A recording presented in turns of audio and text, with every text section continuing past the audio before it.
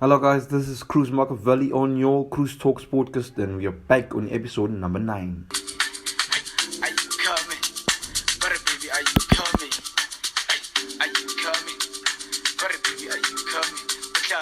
Last time we gave you 2 episodes on episode number 8, which was episode number 8A and episode number 8. But today we're going to do something which is very different. We always give you the unique thing. We always give you the curiosity every day.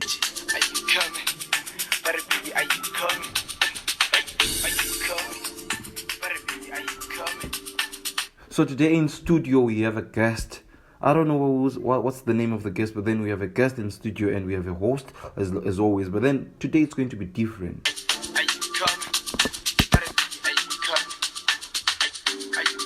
Our host for today is going to be called Eden, and Eden is a friend of mine, and she's going to host this podcast. And the guest for today's podcast is going to be Cruz.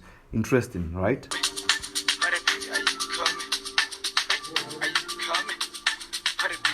Very interesting, right? Cruz being the guest of the podcast, of Cruz Talk podcast. I'm supposed to be the host, but then today I'm going to be the guest. It's very interesting.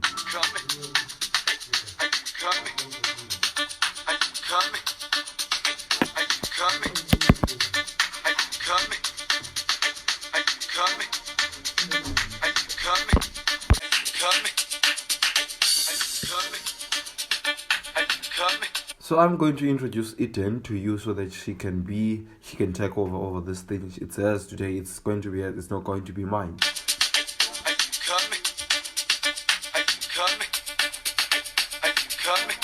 Eden, how are you? You good? I'm good. How are you? How's everything?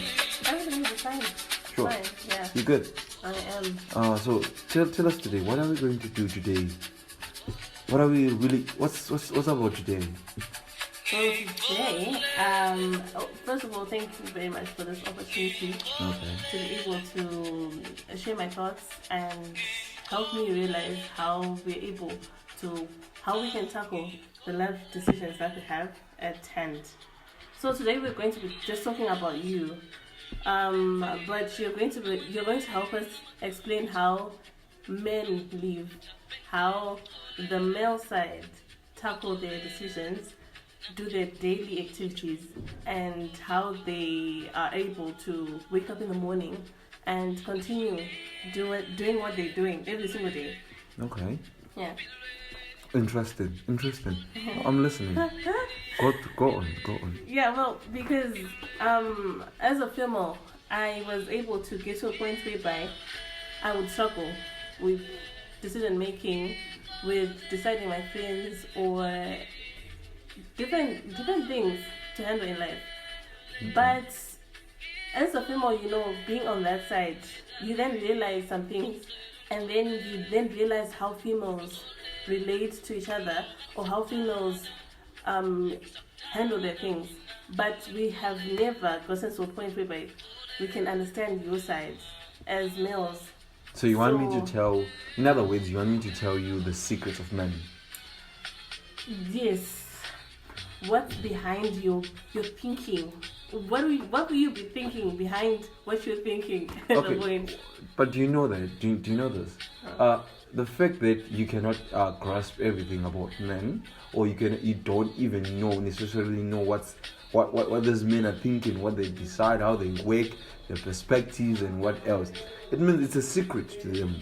There are some things that they don't necessarily want to share with the world. Do you think I'm capable of sharing those things to you? To the world. Do you think I'm capable of sharing those things on the podcast? Yeah, because you'll be helping a lot of people. Because problems that we are facing, it might be in relating. For example, right now we have what we call gender equality, right? Or we have different aspects of life whereby, of course, I can speak for myself as a female, and then I can be able to raise a point as a female. But at the end of the day, I might criticize your side. But the problem is, I might criticize your side when I have inadequate information about males, right? At the end of the day, I might feel like I'm innocent, or I feel like I'm more precious in this world. But I have a little knowledge about how you guys work. Exactly. So Okay. at least if you tell us, Cruz, at least if you tell us how you do your things, tomorrow I won't judge a male who does whatever they're doing, right? I will understand the person from their own view.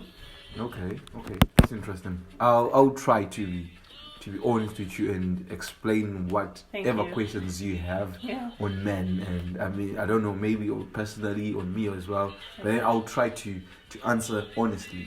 Okay, so what's your question? Question number 1. Right. I'm gonna start with this one. How do you feel being a man? How do you feel? You yourself. Just explain. That's a very tricky question. Okay, I feel masculine. Okay. I feel like I have all the valor. Wow. And I feel proud to be a man. I really feel proud. And it's something that I wish if God made me a woman, I wouldn't be happy. I feel like being a man is something that we should be proud of. Like, you know, I feel like That's funny. Yeah. Because that's how we feel about ourselves. And you know what? Not to discriminate or not to criticize anything. Yeah, sure. I feel like other men who feel like they shouldn't be men and they should be women. It's very wrong. Not discrimination. Okay. But then you have to have confidence in yourself. Okay. You have to have confidence in what you were created with and what you were created in the form of what, right? So I feel proud to be a man. I feel very happy that I'm a man and I'm not a woman. Wow. Yeah. So they in a certain point, fine. Do you support gender equality? Here's one thing. I believe in patriarchal societies. I believe the man is on top. Thank you. All right. The woman is below, right? So what is generally your definition of gender equality? Is it 50-50 on everything? 50-50. 50-50 on everything? That's basically gender equality, right? Okay, on the perspective of 50-50, there might be some instances where I would say, yes, I will give 50-50 to women. And there's some instances I say that, no, I have to be on top of everything. I have to be the brains of the family. I have to be the one who decides things that are critical. I have to be the one who provides for the family. I cannot let my wife or I cannot let my woman provide for my family while I'm sitting enjoying myself. It's something that I cannot do. So gender equality sometimes in a patriarchal society doesn't exist. Okay. We're saying that men are always on top and they're always superior. So we're off to a good start. Yeah, exactly. Because I'm not here to support the males, but at least if we're not, we're not looking on the gender equality, at least now I can point out, I'll point out the categories that I'm trying to help us see or help you see, whereby I feel like they have to be addressed. Because I have a brother, and sometimes I don't get why he faces some things. Okay, before you go to your question, how old is your brother? He's turning 25 this year. 25. He's older than you. Yeah, he is. Okay, you can go on. Fine, he is older, but there's some scenarios whereby you feel like, yeah, sure, we are both, like, he's male and I'm female, but things that he might face, I actually look at the male side and I feel like I'm better off as a woman Than him? Yeah. Okay, why would you say that you're better off as a woman? I wouldn't be able to handle whatever he's handling. He's handling. So far, he's 25, but if I tell you the things that he's handling or what he handled when he was 20 years old, I'm 20 right now, and what he handled, what he went through, putting myself in his shoes, I don't think I'll be able to do that. Of course, we're out there calling gender equality, but honestly speaking, if I was going to be a man, or if I was going to be given the same responsibilities, I wouldn't be able to do that. So, and that goes back to what I was saying about, patriarchal society.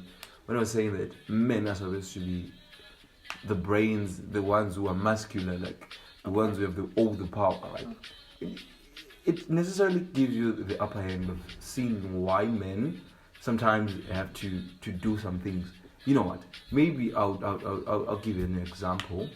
When I was 15, right, I used to be sent by my grandmother to go and buy alcohol for her, right? But then I had my auntie at that time. Okay. She's older than me. She was like 9 years older than me. But then she wasn't the one being sent to fetch alcohol for granny, because I was male and I was the only male person at home. I was 15. Wow. And she was 10 years older than me. She was 25. She wasn't allowed to go and fetch alcohol for granny. I was the one who was supposed to do that. Why? Because I had the capabilities of going into a bar. I had the capabilities of being strong than her. So you see that there's some traits that 25. are with men. Yeah. And you're 15. Yeah. There's some traits that are with men that women cannot possess. There's some courage. There's some, I don't know how to explain it. We have this baboon character, this lion character, the kind of thing. So at 15, you found it like it was okay with you. It was okay. Wow. It was okay. So are you saying that it's by nature that you feel strong, that you feel We have this inner confidence? We are built with the power. Oh, okay. We just have to embrace it. Embrace the masculinity that you have. Embrace your masculinity as a man. All right, now we're getting into the questions. Okay. All right. So,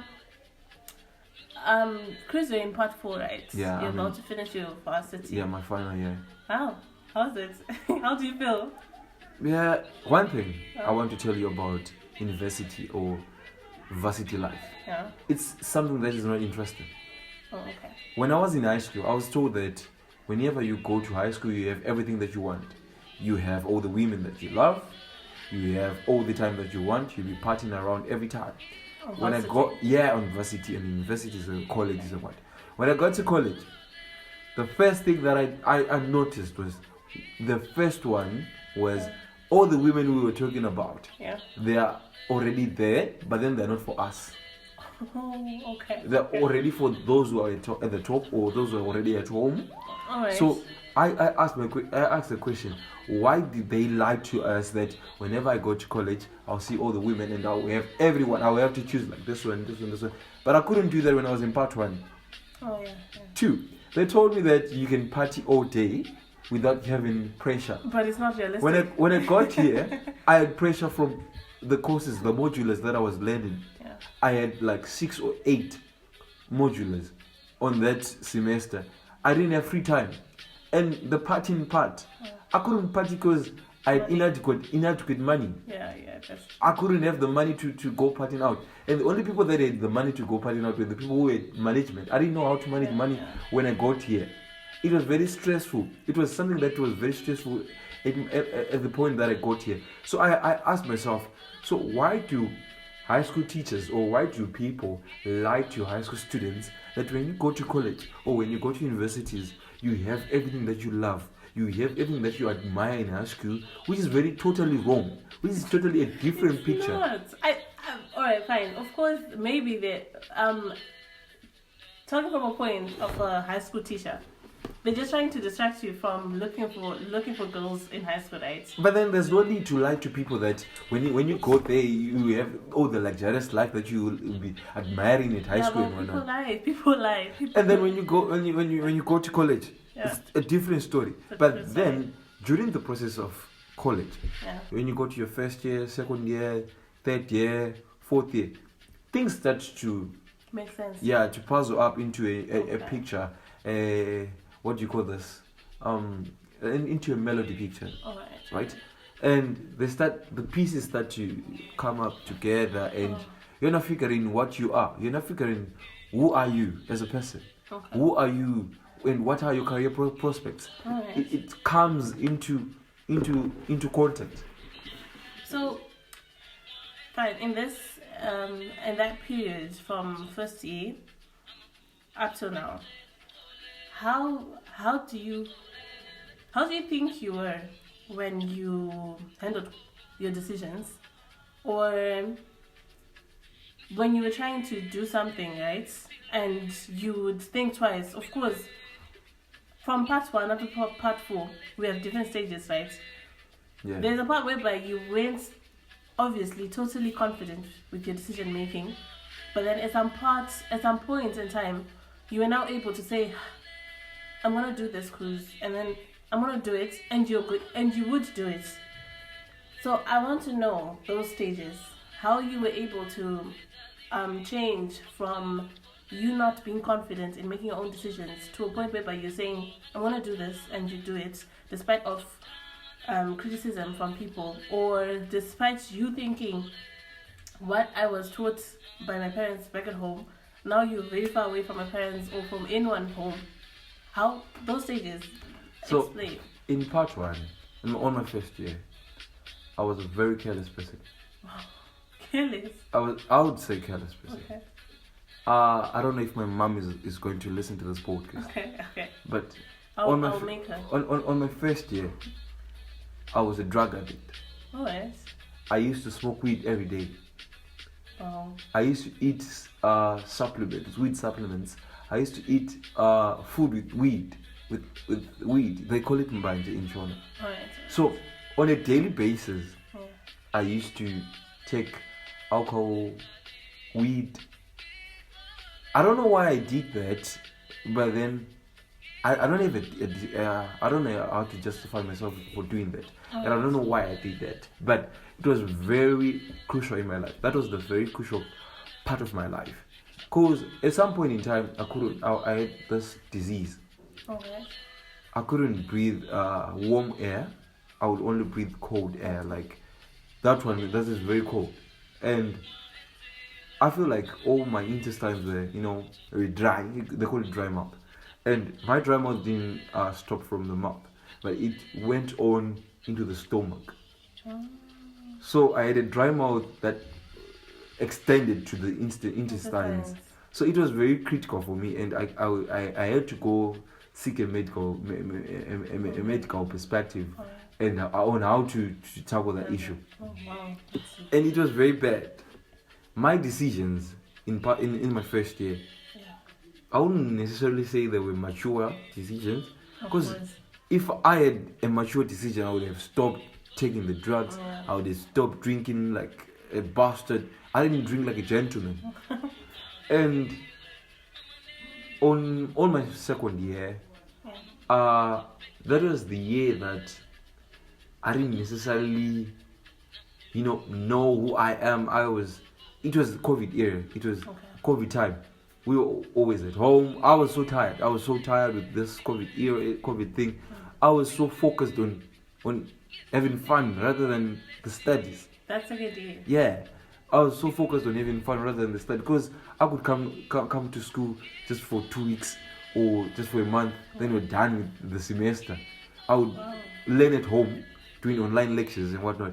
So I didn't necessarily say I was into decision making, because I was at home all the day. I was sitting on my chair on my laptop, listening to lectures, listening to this professor of mine talking about FTIR, what, the chemistry part. But I wouldn't say I was into decision making. Then on my third year, on my industrial attachment, on internship, I opened eyes. That's when I started opening eyes. Okay, I'm now in the industry. I'm now in the chemistry industry. What do I want for myself? What do I want for Cruise? That's when I started having this thought. Okay, I can do this. And I would say that's where I figured who I am. Oh, okay. I would say that's where I figured who Cruise is. I would say that's where I figured who Tanashe is, my real name. Alright. Because at that point in time, I finished attachment with something tangible. Oh, okay. I finished attachment with something that I told myself, I'm going to do this, and I did it. Right? Then on part 4, the final year, it is a very crucial year. The part final year, you're always with pressure in your head, and the decisions that you make, you're running out of time. you have to make them fast, and you have to choose the best decision out of it. So it's very stressful. But then what I can tell is this: whenever you are at a point you want to decide something, always have 3 reasons why you want to choose that thing. Always have 3 reasons why you want to choose something. Oh. So if you don't necessarily have 3 reasons, leave it. It's not worth it. Always have 3 reasons. We need as much reasons. If you have 4 reasons for something, leave it. You only need to have 3 reasons. That's what I do. Why 3? You only need to have 3 reasons. 3 reasons are critical. They have to fit, and it's very impossible for you to have something that has 3 reasons only. So it will be something that you would want to venture into. Okay, I want to drink. Let's say you want to start drinking Mazoe. You want to stop drinking, let's say, Quench. You have 3 reasons why you want to drink Mazoe. I have 3 reasons. Exactly. If you don't have 3 reasons why you want to drink Mazoe, leave it. If you have 4 reasons, leave it. It must be 3 reasons. That's all I can say. Wow. Okay, so that's how you came to a conclusion in making your decision. Exactly. I need to have 3 reasons why I have to decide that this is okay, this is right, this is wrong. Okay. It must be 3 reasons. Wow. You heard it, guys. You must have a backup of 3 reasons for you to do something. Exactly. You need to have 3 reasons. Wow. So, have you seen a difference so far? Of course, you have female colleagues. Yeah, I have female friends. Female friends. Yeah. Have you seen? Right now, are you still careless? In terms of what? In terms of what? Well, then you said in drugs. No. I think in my life being careless, a careless life. Yeah, not really, but you, let's say, making decisions carelessly, choosing friends carelessly, what else? Spending money carelessly, just in a broader perspective. I would say yes. Sometimes I'm careless. I'm careless with money. Sometimes I'm careless with choosing friends. Sometimes I'm careless in making decisions. But the majority of everything that I do, I have to make sure that it's worth it. Right. How can you compare yourself with your female colleagues? Let's say your rational female colleague, the normal one who's not a drug addict or an alcoholist, right? Yeah. I want you to compare how your decision making and her decision making differ. Okay, I'll think of this other friend of mine. She doesn't drink. She doesn't abuse drugs. She's a church goer. Okay. In terms of decision making, she is totally above average. I would say above average. But when it comes to comparison between me and her, I would not necessarily say she's above me. It's not because one, she always asks me about we want to do this. How can you do it? Okay. So I feel like if it's about decision making between me and her, it might be, you might be the most person to decide the best thing. The best things. Because some of my friends who I play with who are not drinking, who are not, into the drug stuff. Yes, they're good. They're sober. Yeah, but then sometimes they need my help, and I necessarily need their help not a few times. A few times. So I would necessarily say if they need my help in deciding things, most of the times, and I just need it for a few, it means I'm over them on the decision making. But then I would say they are above average. Yeah, they're above average. Alright. Yeah. So what we have actually understood about this question is that for guys, you go through some things that you go through, and at the end of the day, you have to be knowledgeable enough, because with the things that you face, you have to have the right decisions. For example, right now, Cruz, you already have a target, or like I can say, you already told yourself, if I want to make a decision, I have to have 3 reasons to do it. Yeah. But I'm a female. I can tell you so many decisions that I've done, and they wouldn't affect me so much. But I don't have those 3 reasons behind. But at the same time, the challenges that you have faced, they have taught you a lot. You have to be always alert on how you make your decisions. Well, maybe some girls, right? They, apart from me, they also have reasons. But so far, the females that I've met and who I know, I don't think we have reasons before we do what we're doing. Because first of all, I actually have this phrase that my roommate says when we're about to study. She's like, why do I have to study so hard? It's not like I'm going to be a breadwinner one day. I have a man to top it up all. Okay. So, of course, at the end of the day, not all of us not all of us want to have a man being the breadwinner. But at the same time, us having a breadwinner is not bad. But you guys having a woman as a breadwinner is bad. So I might come for myself with my roommate and say, we don't have to study, you know. We have men that are studying already right now who are going to be breadwinners. So I don't give myself pressure, too much pressure. I don't have to have very, strong decisions to make. I think the only decision that I have to make as a girl child, I think it's about the society, whereby I can be judged by my aunties, by my mom, things that we have been, things that people look up to as a girl. Those are the things that I do with 3 reasons behind. But mostly I think I have to make so many reasons for that decision, specifically as a female. Okay, before you go, I have to tell you this. If you study hard as a woman, you are extending your possibility of getting married to someone who's very high. Very high, yeah, I get that. But then if you don't study hard, you are extending, you're lessening your possibility of having someone who's very learned. Okay.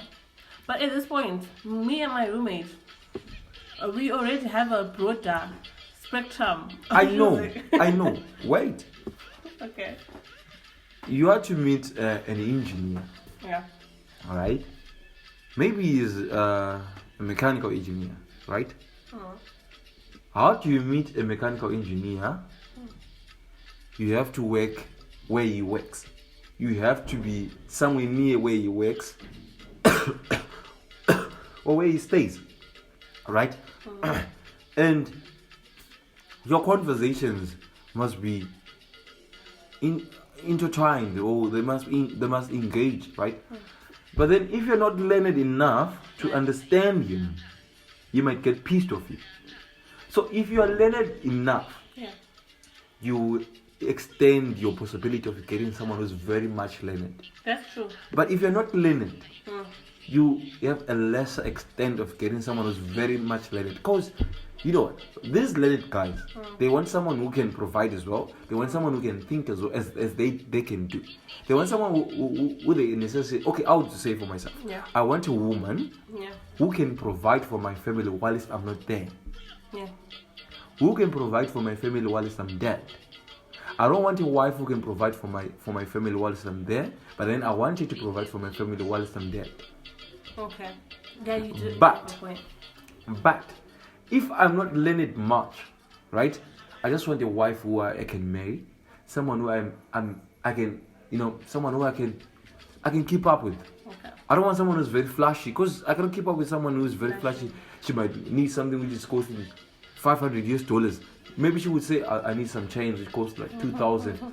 But some gold chains, I'm like, I cannot buy gold chains for $2,000. So, the more you're learned, the more you get people who are much learned. But the more you get learned as well, the more you also lessen your extent of getting married or extent of getting someone. Because much learned people or much learned men are inadequate.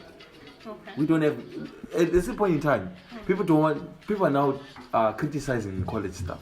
Like, going to college is a waste of time. Yeah. So people are not even learned at this point in time. They're just having money. They just want to have money. So you being an extra learned person, they'll be like, she's very demanding. So it's a 50-50 situation. Either you get learned so that you get someone who's very much learned, or you get learned and you don't get someone, or you don't get learned and you get the broke guys, or you get them bingers who don't want anything to do with what kind of stuff. Yeah. That's Okay, so we have learned. You see, that's why we needed you. If we didn't have this discussion, we were going around saying we just need a breadwinner. But anyways, we have learned. Ladies, let's widen our our spectrum. Let's go to the second question. This one's for you. This one's for me. Mm-hmm. Okay. How have you been able to cope up with everything? Everything. Right now, do you have a role model? Do you have a person who cheers you up? Do you usually cry to your girlfriends with I don't know, difficulties? Or do you just let me be honest. Let me be honest with you. Okay. I wouldn't say I have a role model, but I have people who inspire me every day. Oh. There's this guy, Mehdi Hassan. He's from the Britain, the United Kingdom, Britain. He's a good guy. He's by Al Jazeera. He goes with the head to head. I love that guy. He wrote How to Win an Argument in Debate. He wrote it for his child. How to win a debate, kind of stuff. I like the guy. He's very awesome. He's a good guy. He inspires me. Then there's Joshua Maponga. Okay. Joshua Maponga is someone who's, I don't know, Zimbabwe or South Africa. Oh, okay. I like his some character. I like his some point of thinking, his perspective on some other things. Though he's too political, but I like him. So I have people who inspire me. I don't have a role model, but I have people who inspire me each and every day. When I was in part 1, I was inspired by my professor, by my organic chemistry professor. I was inspired by him because he was good at organic chemistry. So I don't have role models, but I have inspirational people who give me inspiration on how to live up on a daily basis. Okay. 2, you talked about crying to my girlfriend or whatnot. Yeah. I would put my crying into this. I have a problem, right? And I feel my girlfriend can help me with it. I tell her, I have a problem with this. Can you help me? I have a problem in this. Can you do that? Right? If she's capable, she can. I'll allow her to do that. Why? Because I'm teaching her so that whenever I'm not there, she has to do it. Right? Yes, it goes against my views of saying that men should be on top. I should be doing everything. I know. But the fact that I want to see that, is she capable of doing the things that I can do whilst I'm gone? So I sometimes necessarily ask her. I can even ask my girlfriend for a bus fare. Can you give me a bus fare? She can. I still remember this point in time. She gave me more than $10. Right? Which is okay to spend on a day. Which is okay, which is fine. There's some necessary things that you have to do to test your relationship with someone. Not necessarily saying that money can test the relationship. No.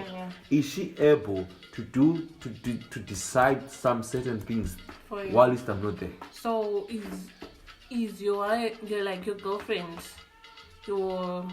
does she help you? That's my major question. Is she part of the people you go to help you make the decisions, or you're just a man? You tell yourself, you eat yourself up, you cry in the shower or anyway, and then you dust yourself up and you get going the following morning. So this is what I'm a Christian. Okay. Let me put in this in perspective in Christianity. Yeah. It says that a woman should be a helper. Right? She's a helper. She helps me. My woman helps me. Okay. Each and every time. Whenever I need help, she helps me. On the part of bottling things up and not crying to her, crying to myself, I don't do that. If I feel that this is bad, if I feel that I have something that is bothering me, I tell her, something is bothering me. I'm sick. I tell her, right now I'm sick, I have cold, flu. I tell her, honey, I have a cough. I have flu, I have a cold. I tell her everything. I don't bottle things up, because if I bottle things up, where would I lash out everything? I still remember this other day I was at the club. I got robbed by the bartender of $2 or something, right? And while I was walking home back home, I was like thinking that this bartender robbed me of this $2, and I really needed it. I wanted to drink off it. Do you know what I did? I threw the bottle that I was holding on the ground, and it broke. I just lashed out. I asked myself, why did I lash out? So I learned from that day that I should not bottle things up. I should have told her that you have robbed me of that money, rather than saying it's okay. And then I went home. No. What if I saw someone and then I had to lash out on them? So the consequences of lashing out, the consequences of bottling things up to yourself, you will lash out at someone else. And you lash out to someone that you don't want to. Then you regret in the end. So it's rather tell the things that are bothering you. Tell the things that you feel that this is not good for you, and you're not happy with it, rather than bottling things up and just telling them later. No. The very instant that you feel that this is bad, point it out. This is bad. Okay. Well, at least now we know. Yeah. You need a personal helper, because when we look at men, sometimes we feel like they're machines. They just tell themselves, I can do it. It doesn't matter what I face, I can do it. Sometimes we do that, but then sometimes we really need to open up. Okay. It's not bad to open up. It's very good. It shows that you're a human. As a man as well. But not a weak person. Not a weak person, exactly. Okay. Wow. You see?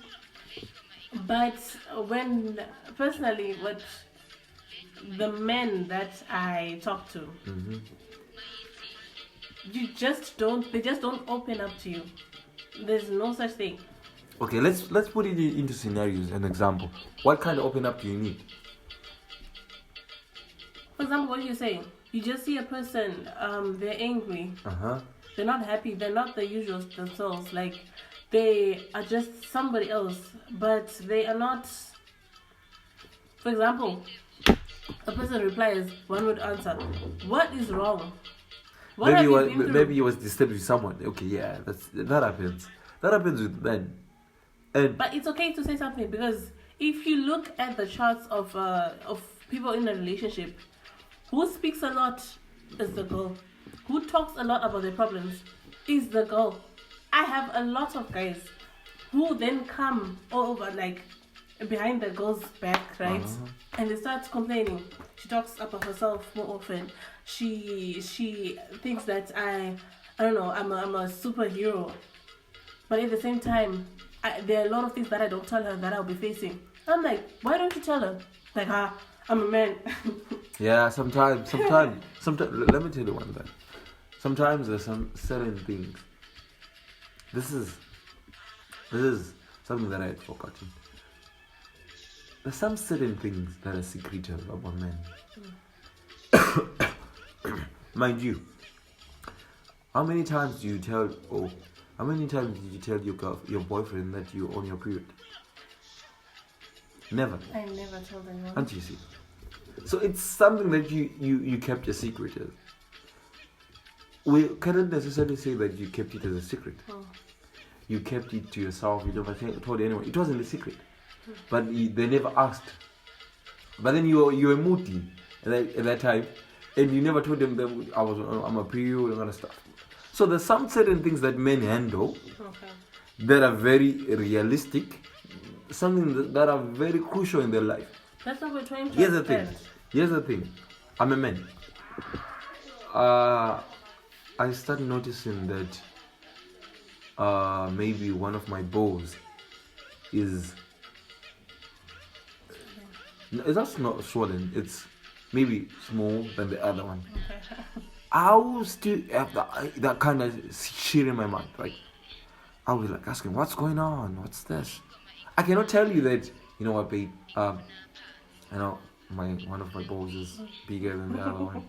It's something that I cannot, I'm gonna stop, and I'm like, oh shit. I'm in deep trouble. Yeah, I'm in trouble. And whenever I'll try to have sex, man, I may even say, no, let's not have sex. Let's not even have sex, because I feel like, this is really embarrassing. So you have a quarrel with that simply because he's afraid of you judging you, telling because you don't necessarily know the things. But it's natural to have one small ball and test. It's natural in men. But then the fact that men don't open up, like I cannot tell my friends that, guys, I have an STI. I cannot do that. I cannot even tell my girlfriend. It's something that I cannot. But as me personally on cruise, I can. But some men cannot do that. Why? It's something they feel that it's their own personal matters. But we are saying that personal matters are rather solved in the society.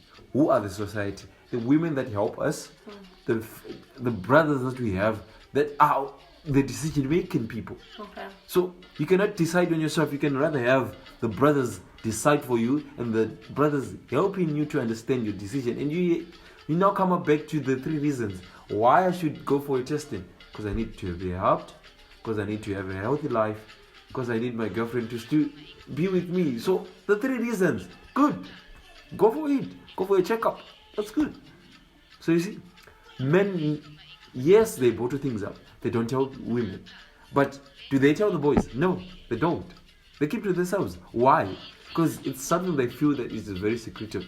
That's why you see organizations like the Say What, Men's Forum Padari, Forced, all those companies, they want, even UNICEF, they want to help men to open up.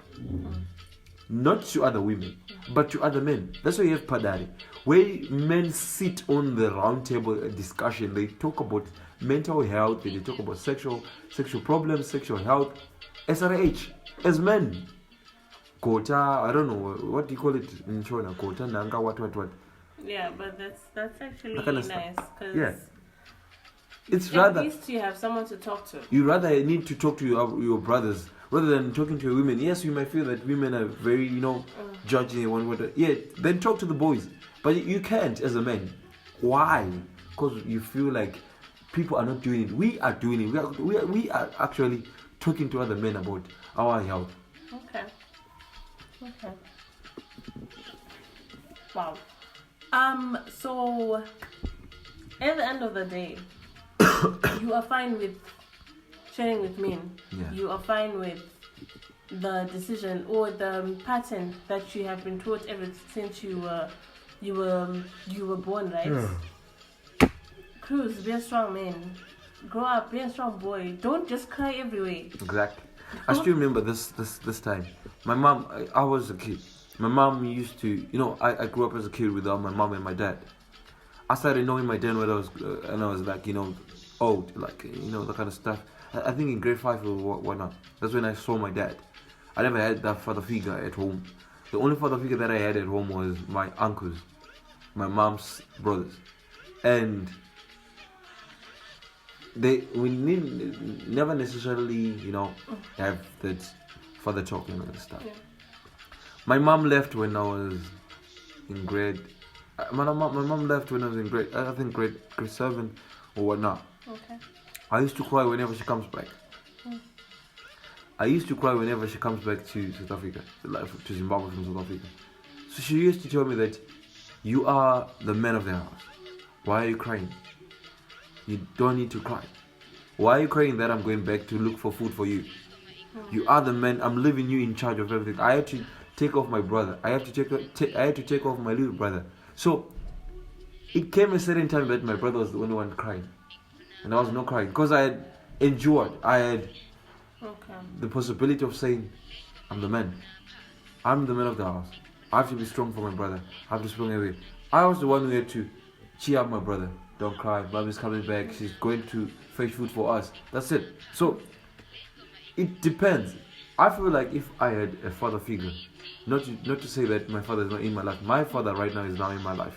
But if I had him back then, I feel like I would have been a better man than what I am today.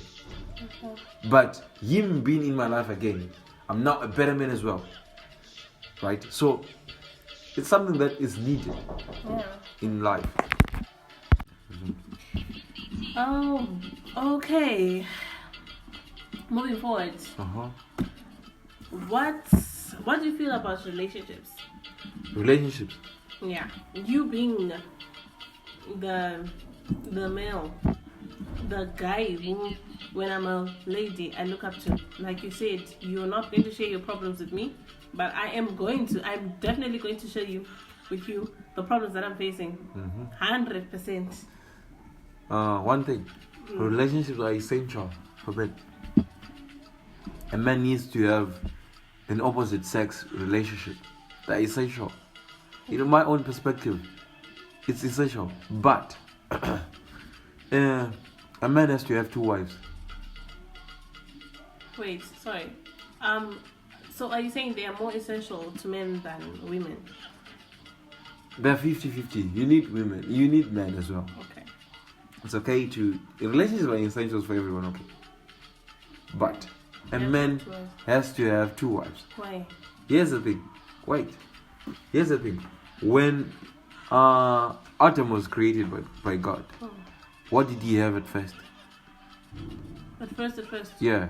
He was himself, then God created Eve afterwards. So he wasn't himself at first. He had eaten the Garden of Eden. Oh, the garden. Yeah. The Garden of Eden was his first wife. Then the second wife was Eve. Yeah.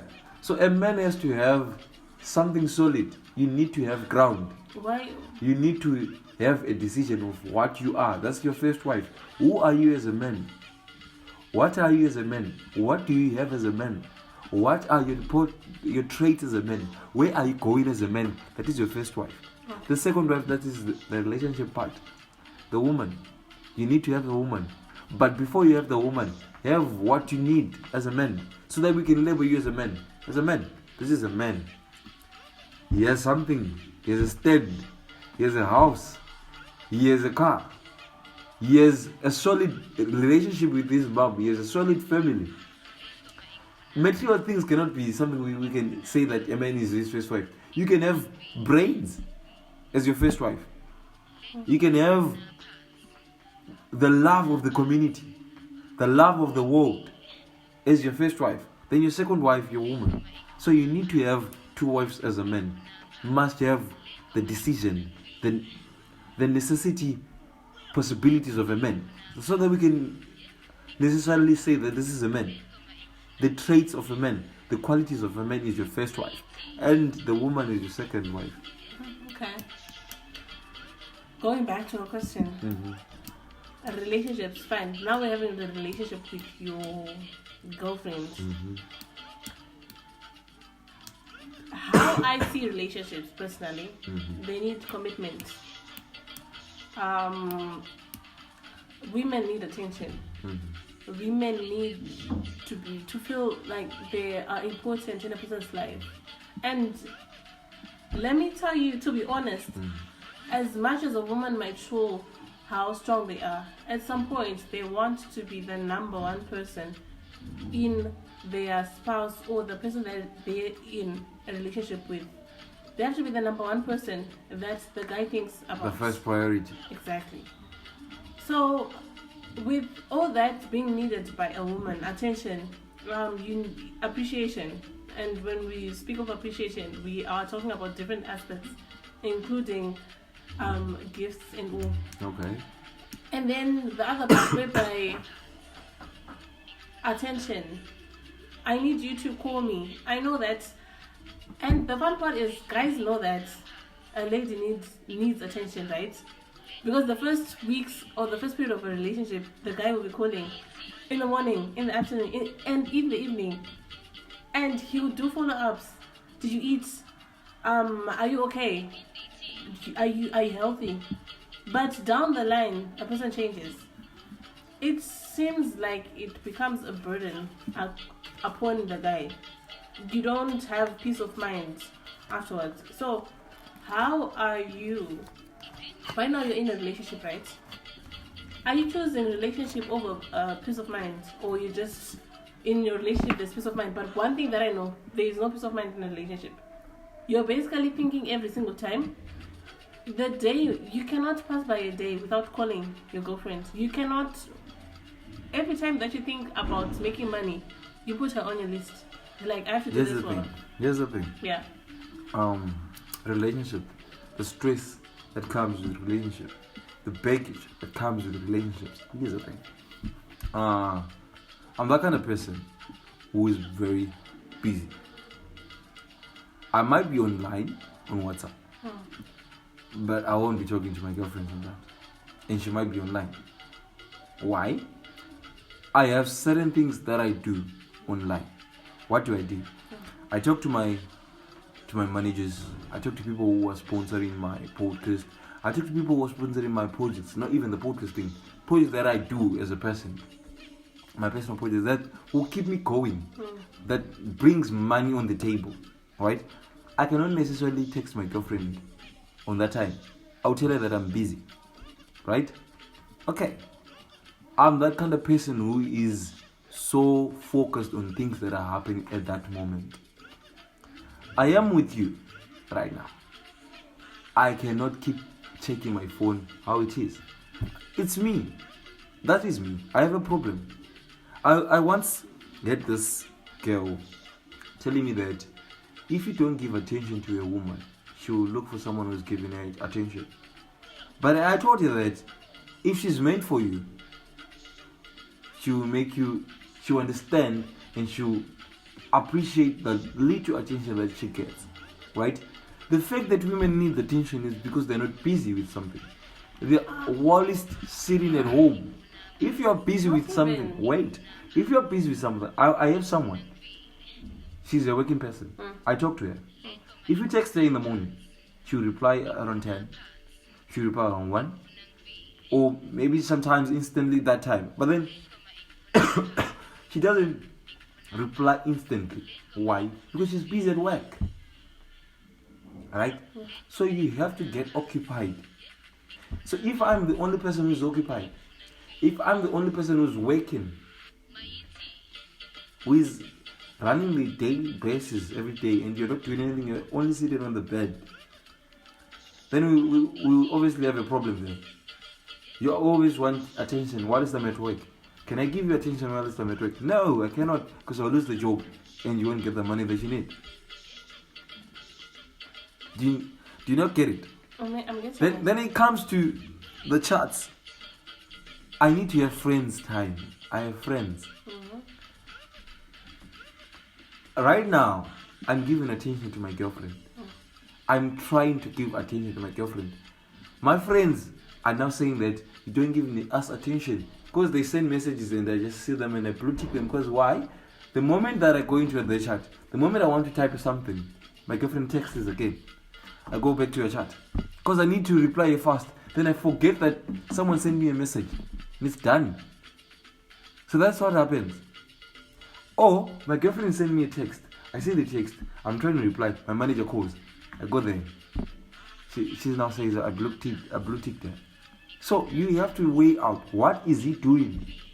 Is he online simply because he's online? Is he on his free time? Is he working online? Is he working on WhatsApp? People now know he's working on WhatsApp. Okay, but I am getting your point. I'm getting it. But our major concern is, apart, despite of that all that you're facing, giving her attention, you still choose relationship over peace of mind. Yeah. Why is that? I feel like whenever I have a girlfriend, I will have the peace of mind. You will? Yeah. Okay. Me not having a girlfriend, it will stress me a lot. The moment I see other people with their girlfriends, I'll be so jealous. I'll be saying, why can't I have someone like this? So, me having a girlfriend, it gives me the peace of mind of not looking at other women who are out there. So, I would say my peace of mind is in a relationship rather than not having a relationship. So, my peace of mind is with someone. So, you're okay with struggling with the problems in a relationship than facing the pressure of being single? You know what? All relationships comes with baggage. All relationships have problems. What do these problems teach us? What do this baggage and whatnot teach us as men? It keeps us and it trains us to be stronger men. You need to have problems so that you know how to tackle the problems. When they come back to you, you know how to handle them. If you don't know the problems, it will be a mistake for you. If a snake comes in, I don't know how to handle a snake bite. It's a problem. But if I was bitten by a snake first and the second time it comes back, I would know how to handle it. So you need to have problems so that you handle them. So that you know how to handle them. Alright. So it's better to have problems rather than not having them. Then when they come, the moment you decide, oh, let me just date, and then boom, a problem comes, you don't know how to handle it. And you're way too old to decide, or we need your decision, you don't even know how to decide. It will be trouble in paradise. So as men, you are okay. You prefer relationships over being single. Exactly. Wow, that's new. That's really new. But it explains a lot why guys are always the ones who, you're looking for a girlfriend. Yeah, it explains a lot. Why guys are always the one asking out first. Yeah. Because they want, that kind of stuff. It's essential. It's they find necessary. their peace in relationships. Well, that's nice. But sometimes here's the problem. It might be vice versa for a girl. Like they don't find peace of mind while they're with someone. Yeah, it depends. It's now different in this instant. Who's coming with the baggage in the relationship? Okay. Maybe it's the guy. Yeah, it comes a problem. Women. I don't understand about women, but for men, the peace of mind is in the woman. Oh, well, that's nice. But it is sometimes in your relationship when you have a rational person. Fine, a person that thinks the way you're thinking. I just have problems with life is very different. Relationships. You meet different people. But then why do I have to cope with a person with so many problems? Oh, we have diverse thoughts. We think How do you link? How do you link with someone like that? I'm a friend. Fine. Relationship. How do you meet? It's different now. The fact that you met someone and you just like them, it's now goes back to how to knowing a person. Yeah, get a month to know the person before dating them. That's the problem with guys. Guys don't wait for a month. Have 3 reasons why you want to date the person. Guys don't have a month to wait for a girl. How do you know they don't wait for a month? Because already when we first meet, what if they were thinking all over to approach you before a month? For the whole month. Right, for my side, I don't even know you. I started knowing you when you approached me. Mm-hmm. So I also need a month. But anyways, I might not need a month per se. Mm-hmm. But you can say, hi, I know you from class, or I know you from a sport, and can we hang out? Fine, we can hang out. But instantly you can't be calling me babe, girlfriend. You can't be trying to own me. I have to know what I'm getting myself into. That now entails the different values and how a man is raised. You know what? Men are raised differently. Men are different. Okay. I know people say men are all the same. Men are different. My own perspective on men is based on my experience as a man. It's based on my experience before I was a boy, when I was a boy, when I transformed from boyhood to manhood. It's different. So men sometimes are different. The way they were raised. Maybe they were called baby or honey by their mom. So it's something that they all call everyone. My mom calls me dearest or love. So I can call you love because my mom does that. I feel comfortable with it. No, but not in the context of calling me. But you want us to be in a relationship after you telling me that I know you enough. And they start referring to your baby or whatnot. And already they're giving you the impression that we're now dating. We're now dating. Okay. It's desperation sometimes. Sometimes they don't even like you like that, right?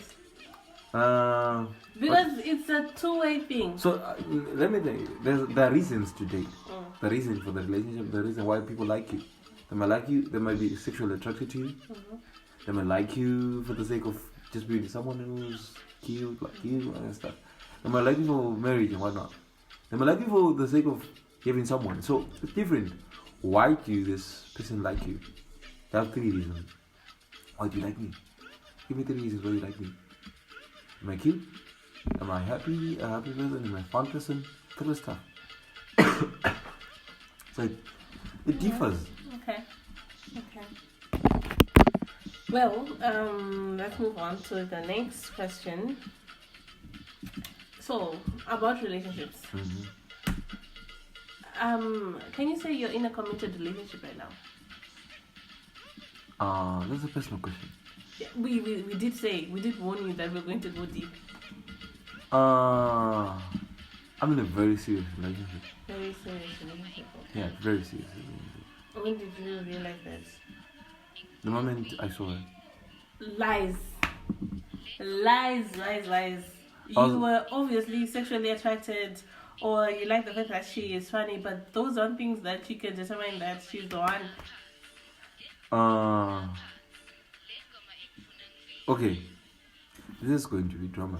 Yeah. Me explaining on the podcast. She doesn't like me explaining things on the podcast. So I hope she forgives us. Yeah, I hope she won't listen to this podcast. So here's the thing. I always had to. I didn't see her. She was always around. She was always seeing me. I didn't see her. She was the one who saw me. Wow. Right? When she approached, I saw her. And there was a connection. But then don't you experience those kind of connections with different girls? No. Like, This is different. how was it different, Cruz? The way she approached me. She could have not approached me. She could have decided not to. She could have decided to just talk to me over the phone or not. But we had to, and it's very complicated. Okay. You wouldn't understand. Okay. It's something that was very, complicated. The relationship started in a complicated situation. And we had a connection. She felt the same, I felt the same. We gave each other almost like 3 months. Almost like 4 months. We gave each other like 3 months to know each other. We knew each other, we decided let's date. So the parts where knowing each other, you were just friends? Not necessarily friends. We're just people who are knowing each other. I didn't like to be friends with her. Right. I wanted her to be my girlfriend. I didn't want her to be my friend. So you weren't, at this stage, you weren't her boyfriend. Yeah. At the same time, you weren't her friend. Exactly. You were just the someone that I know, and someone that knows her, and someone she knows. Okay. Exactly. I didn't want to put a name to the relationship. Friends, no. Because the moment you get into friend, you're not going out over that friend zone.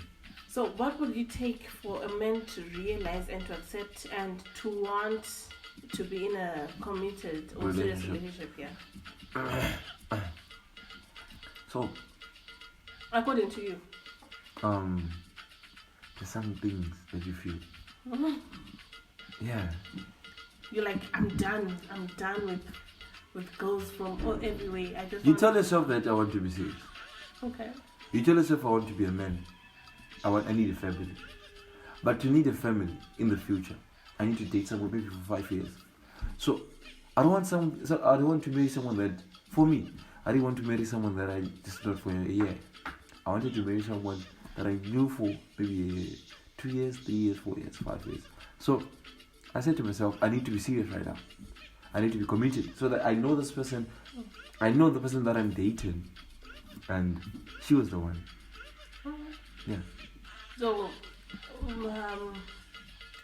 when you got into this serious relationship, are you sure that you're done with other women? Yeah, small houses, or even having another chick behind her back. Are you at that point where you're saying, I'm the man, I'm the gentleman, that's, you have been always picturing saying I'm for one woman and for Me, one woman. is this a personal question or? Fine, let's generalize it. Into men. With men, yeah. Men always say that it's not enough for one woman. It's not enough for a man to have one woman. Yeah, especially when they're in the dating stage. Okay. My pastor told me that you need to have five ladies that you're dating. Yeah, 5 women that you're dating so that you know who is necessarily the best. So it's up to men to take the advice. You need to have 5 women. Know who is the best, then you choose from them. But then I would say it doesn't necessarily give you the masculinity quality of a man. A man should stick to one person. But you have to know. You have to know. If it doesn't work out with the person, leave them. Okay. Peacefully. Just in case you might come back. No, not the fact that you come in. Never pick up your mistakes. Oh, okay. Yeah. As a man, never pick up your mistakes. Throw them in the bin. So, in other words, you're saying... But throw them nicely. Yeah. So, in other words, you're saying that men never get to a stage whereby they want to be in a serious relationship when they're in a dating stage. From your own perspective, but I have guys who, right now, who feel like they can be in a serious relationship. They're in their first years. In the first years? First year of university? Yeah. Yeah. That's a lie. No, it's not a lie. It's okay. It's okay. Here's the thing. Yeah. Is he a man? Yes. Does he have the qualities of a man? Yes. Is he capable of taking up a family? We don't know. So if he is capable of taking up for a family, is he capable of being in a committed relationship? If he is, nothing can stop him. If I was capable of having a committed relationship, if I met my girlfriend in part 1, I would have committed. We would have been married. But then with the girls that you met before you found your serious girlfriend, what can you say? Can't you say you learned something from them? Can't you say that if you wouldn't have met them, right, you would have been a different person, or you would have been lost in your current relationship right now? That's a story for another day. But then I'll tell this. I met a lot of girls. Okay. I learned a lot. I learned never use someone's child. Never use women. It's very bad. I might have, I might have broken someone's heart. It's very bad. I regret doing it. Not intentionally, but then, circumstances. And if I did, I'm really sorry. If you're listening to this podcast, I really mean it. If you know that I broke your heart, it wasn't intentional. Close is apologizing, guys. Yeah, it wasn't intentional. Okay. I learned a lot. Never use someone's child. Never lie to a person. Tell them nicely. Tell them the very moment that you think that you want to lie. Tell them. Yeah. Like, you know what? I feel like this relationship doesn't work anymore. Let's just end it. Rather than being in a relationship and you don't necessarily love it and you start looking for other people. People have hope. I feel like it will work out. No. Okay. If you start having, other thoughts, it's way out of context. So in conclusion for this question, we've concluded that a guy reaches a stage of being in a serious relationship when he has met the one who he feels that he might reach the stage of wanting to be in a committed relationship without even having someone. Oh, okay. So the fact now comes is he going to get someone who's committed? Is he going to get someone who's serious? If he doesn't get someone who's serious, you'll be like so fucked up, because you'll be having someone who wants to play and he wants to be committed. That's when you go back to not being serious as well. So, wow, okay. So it has to be intertwined. He has to meet someone who's committed as well, but it's very difficult. So, to be frank about it, rather be in a serious relationship, then start thinking about being serious with the relationship in the process. So yeah. But for me, it was different. we wanted a serious relationship the moment we saw each other. Mm. Yeah. So it has to start with the boy. Yeah, With the man. exactly. The man. Yeah. By You have telling to. yourself that. The man has to be serious. Okay.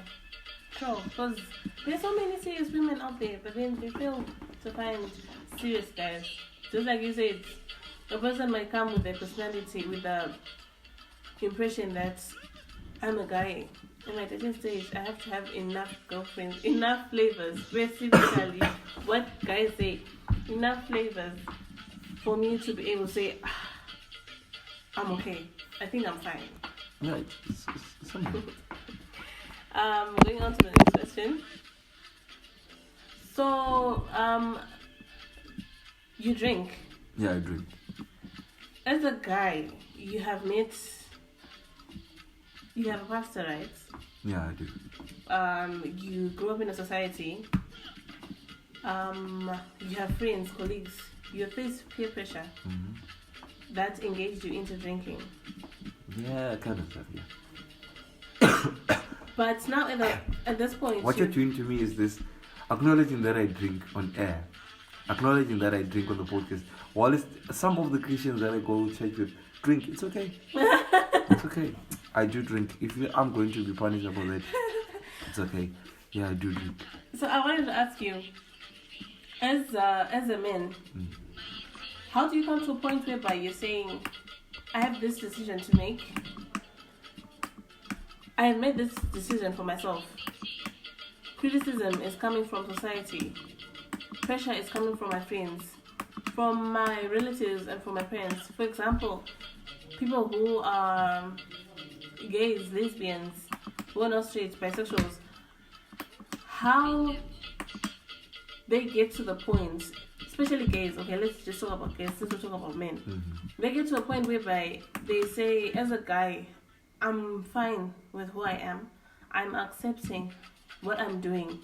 I don't mind what the society is going to say about me. I don't care if I grew up, my parents told me, no one drinks at this house. No one is going to be drinking. But you got to the stage whereby you said, I know that I'm not supposed to drink, but I'm going to drink anyway. Okay. I grew up in a family where some of the people drinking, so it wasn't a problem. It was, it was okay. But on my father's side, they never drank. Like, a few people drank. And it was very weird because I used to, name all the beverages, the alcohol beverages. And they were shocked, like I know them whilst I was a kid, whilst I was, 5 years of age, whilst I was 10 years of age. Like, how do you know those beverages? But like, I drink them. It's weird that I've mentioned that I used to drink when I was 10 years of age. Yeah. So, on the drinking part, I know people who are drinking, or people in the society that we live in Zimbabwe, sometimes may say that drinking is bad. Yeah, it's okay. But to me, it's something that I do, and I don't see it as bad. I feel like there's something that men need to do. Drinking is something that protects you from something. You need to drink. I don't know. Alcohol takes away your mind, takes away your stress, takes away the pain, that kind of stuff. And I don't want to do this, but I have to do it. The Bible says, do no longer drink water, but a little bit of wine for thy stomach's sake and for thy infirmities. This is Timothy. This is Paul telling Timothy to drink a little bit of wine. So the fact that my bottle, or the 750 bottle, is a little, it doesn't mean it's not a little. So the whole cup might be a little. Yeah. And on Proverbs 36, if I'm not mistaken, it says, give alcohol to what. It talks about alcohol. It talks about giving people alcohol. So I don't necessarily see alcohol as a bad thing. Then going to homosexuality. I'm a patriarchal person. I don't believe in homosexuality. I'm not saying it doesn't exist, but I don't believe in it. I'm not saying homosexuals are bad, but for me, I don't see myself being a homosexual person. I don't see myself being someone that, that kind of stuff. It's gross sometimes. Yes, they're there. I have friends who are gay, but we don't talk about gay stuff while they're with me. No, We don't. It's out of line. Okay. So I don't have experience about gay people, but then, I cannot give them advice with what the community is saying to them and how they should cope up with the community, because literally they're not men. Literally they're saying that to themselves they're women. So how can I advise a woman on issues of men? So it's different. And on the men that love other men, it's different, because right now you want me to give you the advice, but then you love men. I love women. So the advice that I'm going to give you will make you 10 from being a gay to a straight person. So I don't necessarily have the advice for gay people or for homosexual people, because I've never studied that the society. I've never studied that spectrum of society. Okay. Fine. So, in conclusion, you're just saying that as a male person, you get to do your decisions just because of the environment that you're in. Exactly. How you grew up. Exactly. And how you're being exposed to these things. To the things that how do you know those things in a more broader spectrum or in a few. So if you in a more broad spectrum, you can have the decision. You can have the 3 reasons. Yeah. Okay. So we have this question. Mm-hmm. As a male, how do you feel about your current state of condition of your life? Current state condition of your life. Like, of course, you have had a picture Of ever my since. life. Yeah. Yeah. Back then, you're like, when I reached 24, I'm doing I've like had this. this. But now that you're here, and this is the picture that you have, as a male person, how do you engage in it? How do you strengthen yourself up and just accept it? Ringiti sang a song. That nigga's got 25. That guy and then a better life. He say that's in John. In English, he says, I wish if I get to 25, I would have a better life. A car, a house, and a wife. I'm 24. I'm turning 24 next month on the 4th of June. I have a committed person. I don't have a wife. I don't have a car. I don't have a house that I call is mine. So what do I have? I have a phone. Clothes. What do I have? I have clothes. What do I have? I just have a few things, right? But there's something that I have. I have a company that runs. It's not that much. It's a small medium enterprise. It's building itself from scratch to whatever it is. So I feel like I'm a better person at this point in time, because the fact that I can generate money for myself, I can generate money for what I want, I can generate money, I can go somewhere else and decide that I want to buy this and I can generate money. So my state of life right now, despite the fact that the economy in Zimbabwe is bad, despite the fact that the society that we're living in is not favorable, I'm happy. I cannot be mad of something that I cannot have. I'm happy where I am. I'm living. I'm going through the day. So I'm happy. I would say I'm happy. Yeah. Wow. So you have gone to a point whereby you have accepted and you have appreciated and you've The thanked society, yes. God. You have to appreciate life. I thank God for that, because if I wasn't here, I wouldn't know where I would have been. Yeah. Don't give yourself pressure. Are you hearing yourself? Males, don't give yourself pressure. At the point of stage that you're in life, it doesn't matter that it's not the one that you're picturing. But as long as you keep going, you keep strengthening yourself, you get there. You don't need to be hard on yourself. So, rounding this whole discussion up, Okay. I want to ask you about something that you did that needed so much encouragement and that needed so much confidence. How you handled it. Podcasts. How you were able to say, fine, I'm going to be, this is my final year.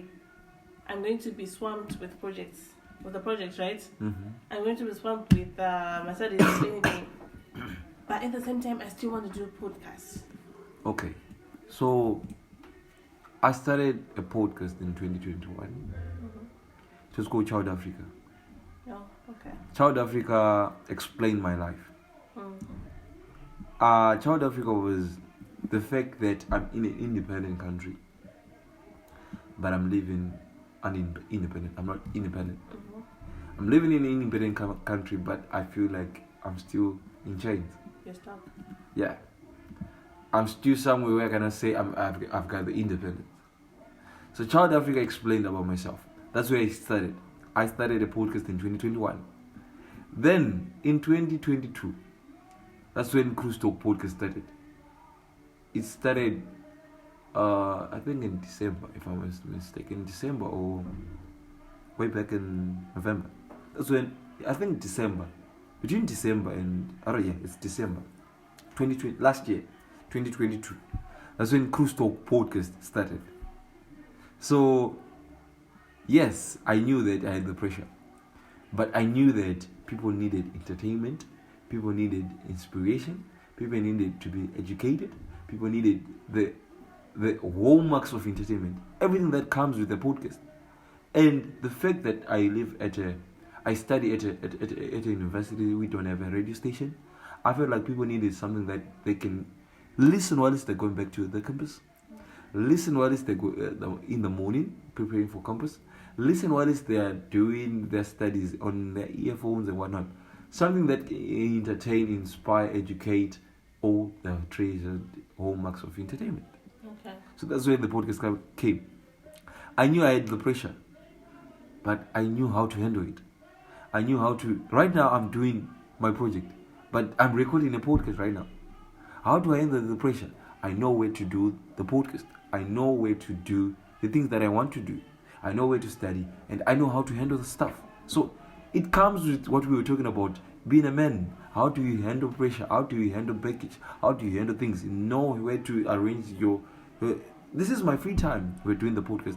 I'm a science student, but doing a podcast. How does that necessarily do that? I'm a debater as well, but I'm a science student. It doesn't necessarily fit in. But then do I have free time? On my free time, that's where I do the podcast. How about criticism? Have you ever faced any criticism from your colleagues? I have. A lot. I have. How do you handle it? It comes into my ear, goes out again. Sometimes the criticism, I even say it out on the podcast. Oh, okay. I understand. You know what?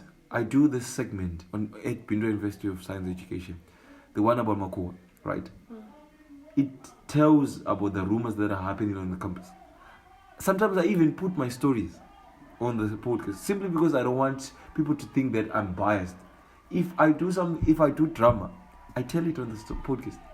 Here's the drama that I did. I'm a human person. I'm part of the students, so I tell the drama. Criticism, it comes to my podcast. It comes to my inbox. Cruz, you've done this and this and that. Can you share it? I share the things. Someone said I scooped a girlfriend and whatnot. I did it. Someone came to my inbox hidden. The story was hidden. He never mentioned the name, but it was me. They necessarily knew that it was me. I posted it. So criticism comes everywhere. Whenever you go anywhere, criticism is always there. How do you take it? I ignore it. But I take it sometimes. Because there is constructive criticism. People tell me that I want to right? Meaning I don't have content. What do? Look for content. Right? It's criticism, but I have to look for content so that they get inspired, they get entertained. So what do you necessarily do with the criticism is the goodest thing. Criticism always comes. What do you do with it? I have to take it? I have to ignore it? Do you take it? Do you ignore it? That kind of stuff. Wow. I don't think if I'll be able to handle podcasts. Starting a project on my own. It's not something that is very hard to do. It's something that you need to really get to know what you want to do on the podcast, what you are going to tell people. Because a podcast can be about yourself. Okay. What are you telling people about it? So it has to be determined what you want to do on the podcast. Alright. That kind of stuff. Well, I think rounding up, Any last questions? Well, no. I think you answered most of them. Then I want to say this. The things I talked about on this podcast were because I was under an interview. Some of the things were just coming out of my mind. So some of the things were not true. But the lessons were true. Some of the things about my personal life were not true. To be honest, they were not true. So guys, if someone has listened to my personal life and they feel like they've been offended, the things that I was talking about on this podcast were not true about myself. Wow, we need to sue you, Chris. No, they were not true.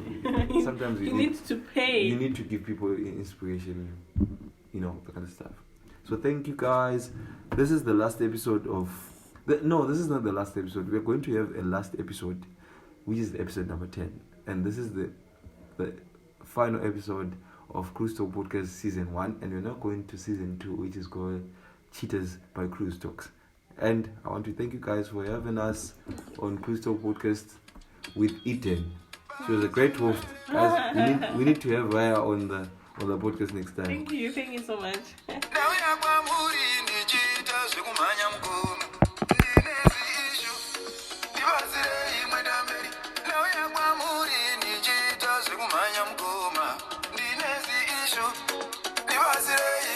Mukwana munhu aritoenda unokumbirawo ishu kuna mukoma. It's wise kuti varume vanotsvaga help from the other people.